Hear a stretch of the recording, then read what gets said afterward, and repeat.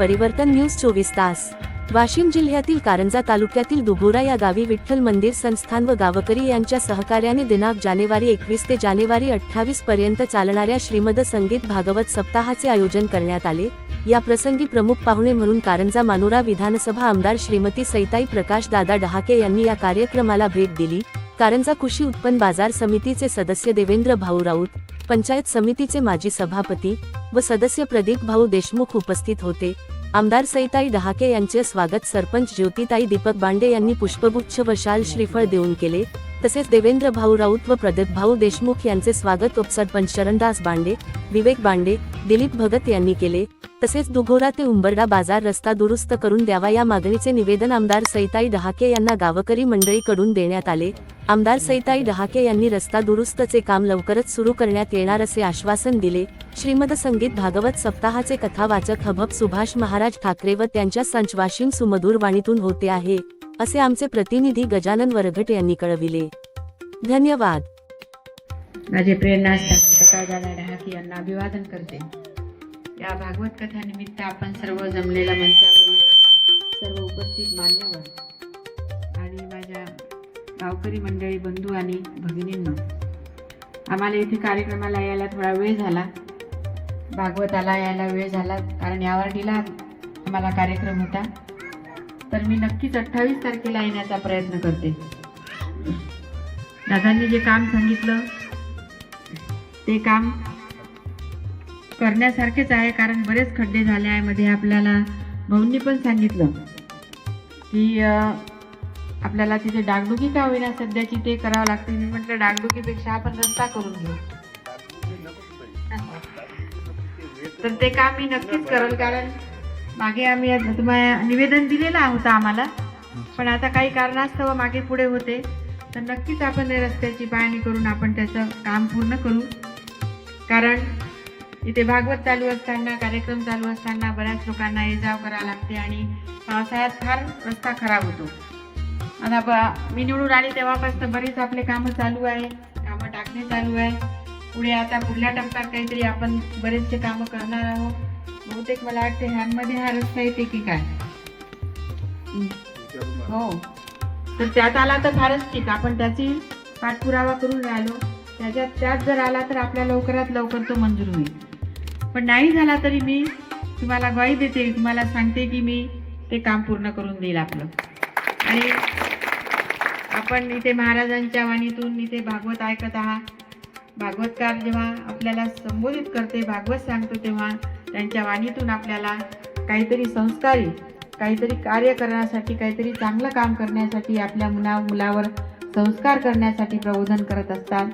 आपण ते शांत चित्ताने ऐकतो आणि ते ऐकून आपल्या मुलावर ते संस्कार झाले पाहिजे, कारण आजची जी मुलं आहे ते उद्याची पिढी घडवणारी आहे, उद्याचे ते नागरिक होणार आहे। आजकाल बरेचसे असं लक्षात येतं की संस्कार फार कमी राहिले, कारण आई वडील वृद्धाश्रमात राहते, त्यावर त्यांचं फार कार्य म्हणजे फार कठीण असते, कारण आई वडील वृद्धाश्रमात राहणं हे फार कठीण आहे। हे भागवतकार आपल्याला ते नेहमी सांगत असतात। ही पवित्र भूमी, जेव्हा भागवत चालू असताना ही भूमी पवित्र असते, महाराजांना देवत्व राहते, त्यामुळे ते काहीतरी प्रबोधन आपल्याला करत असतात आणि आपण ते ऐकणं महत्त्वाचे आहे। मला इथे बोलावलं, माझा सत्कार केला, त्याबद्दल मी सर्वांचे आभार मानते आणि माझे 2 शब्द संपविते। जय हिंद, जय महाराष्ट्र। देवाच्या मनात आला एक आणि साधूच्या मनात आला ना दादा, तो खरंच काय देतील, किती देतील आणि कसं देतील हे सांगताच येत नसतं। त्यांच्या फक्त मनात आलं पाहिजे।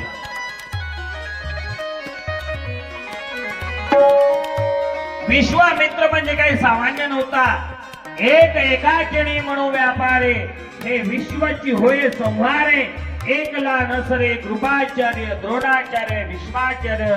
विश्वामित्र म्हणजे काही सामान्य नव्हते, एका एकानं जर पाहिलं तर एका क्षणात पृथ्वी नष्ट करून टाकली एवढी ताकद होती त्यांची। विश्वामित्र म्हणजे काय सामान्य आहे का?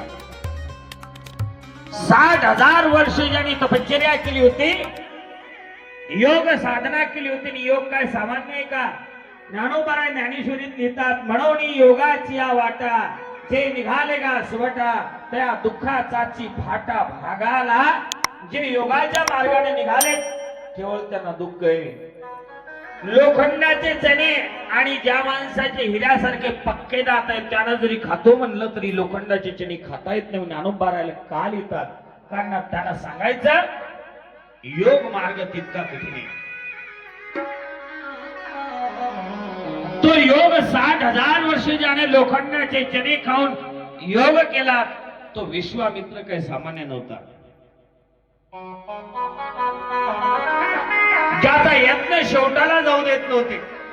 राक्षस तो यत्न परिपूर्ण करण्याकरता दशरथ राजाला त्यांनी मागणी घातली. दशरथ राजाने नकार दिला होता पण वशिष्ठाच्या सांगण्यावरून होकार दिला.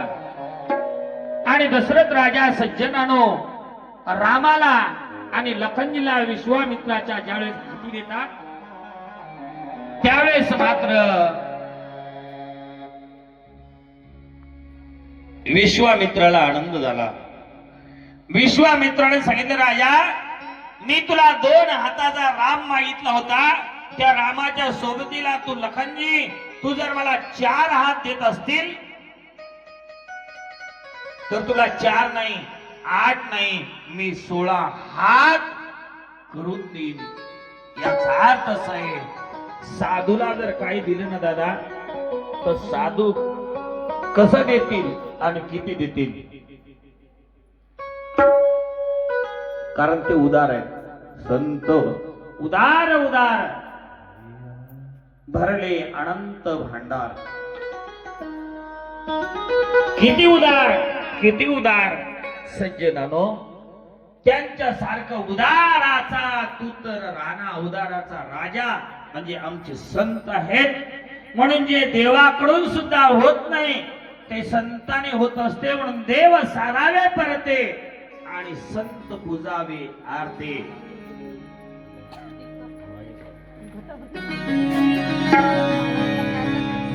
विश्वामित्राच्या आश्रमामध्ये रामचंद्र प्रभू जातात. तिथं त्राटिका नावाची स्त्री येते. त्या त्राटिका नावाच्या स्त्रीला जीवनामध्ये पहिल्यांदा स्त्रीचा वध रामचंद्र प्रभूने केला.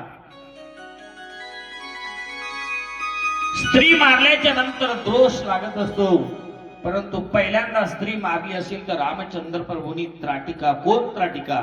माया, जी परमार्थाच्या आड येते, जिनं आपल्या पतीला झोपी घातलं आणि जगावर आवरण टाकलं. माया माया शब्दाचा अर्थ काय? मा म्हणजे नाही आणि या म्हणजे जी. जिचा जन्म झाला नाही, परत ऐका, जिचा जन्म झाला नाही पण ज्या ज्या व्यक्तीचा जन्म झाला त्याला मरेपर्यंत सुटू देत नाही.